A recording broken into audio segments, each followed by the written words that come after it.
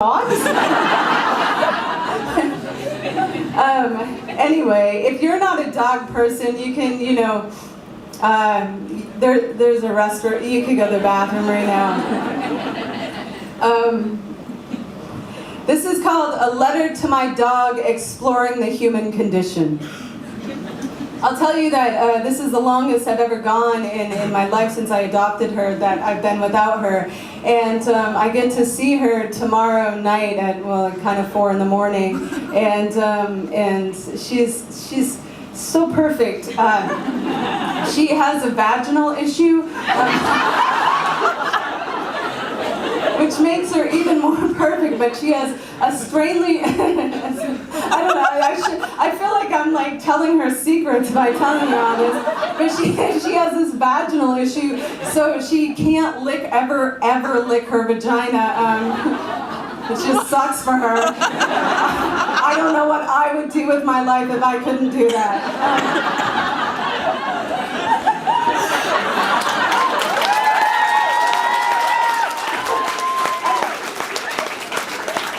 The point being is that she always has to wear a baby's onesie with a hole cut out for her tail, which makes her extra adorable when I think about missing her and she's home somewhere in her onesie, not licking her vagina.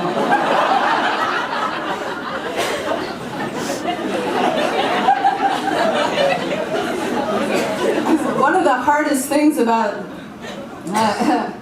one of the hard things, maybe the only hard thing, about doing this as a living is like, you feel like you're constantly telling your own secrets, and then sometimes your family's secrets, you don't necessarily know if they want the world to hear them, but I just felt like, oh God, Squash, that's her name. Anyway, I'm sure she's fine with it. Anyway. I'm having one of those nights. Yeah, I know. A letter to my dog exploring the human condition. Dear Squash, aka Squashy, aka Squishy, aka Squish Squash and you don't stop, aka Miracle Button, aka Little Perfect Peanut, aka my beating heart with fur and legs. And that's when the grandiose thing comes in. Maybe a little lower. God, I can smell her belly right now. Maybe even a little lower. Okay. I'm gonna whisper it. Hope she hears it through the clouds. I know you think it's insane that I still poop in the house. That I choose to wear underwear and pants, giving no one the opportunity to smell my true disposition. That on the days I need to feel... mood lighting. That on the days I need to feel better... I'm sorry, I have to pause right there. We talked about it before the show. I'm like, yeah, some mood lighting would be great. And I have never had somebody do it in the middle of the dog poem.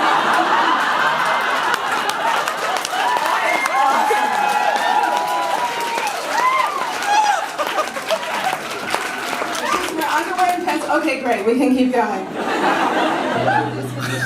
That on the days I need to feel better about myself, I don't just pee on someone's pee.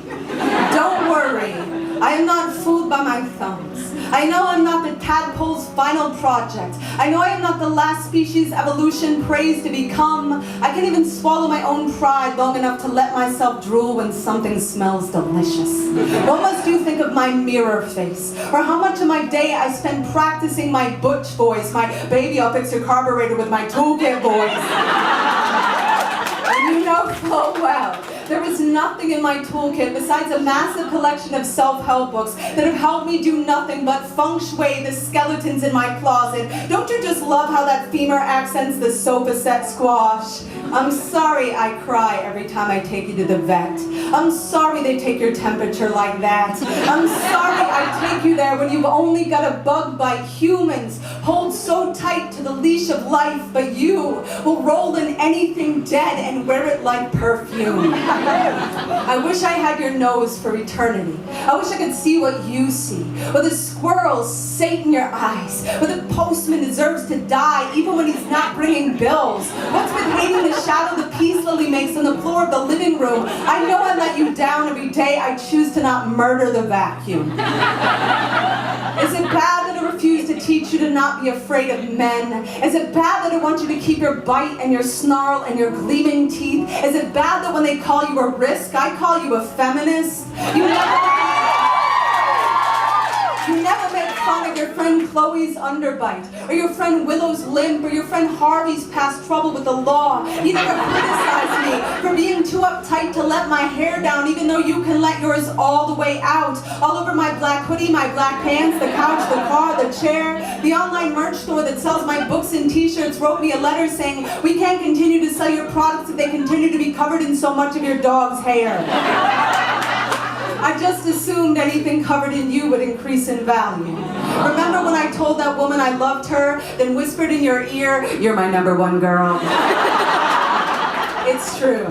If I could, I would put your beating heart in my mouth and suck on it like a piece of candy so I could finally understand how you got so sweet. I know my therapist likes you more than she likes me, and I still let you sleep on her couch. You taught me a good nap is the best therapy. You taught me to sit when I damn well want to sit. I don't care that we never talk about capitalism or the patriarchy or that heteronormative hegemonic paradigm. I know you're saving the world every time you get poo stuck in your butt here and you don't go looking for someone to blame. Speaking of looking for someone, I can't imagine what you think of sex. I can't tell if you think it's a slobbering, badly boundaried belly rub or a poorly aimed fist fight. Some of you got that. You just perch on the end of the bed, tilting your head back and forth, wondering why I still haven't taken my pants off. I have issues, Squash. Humans have issues.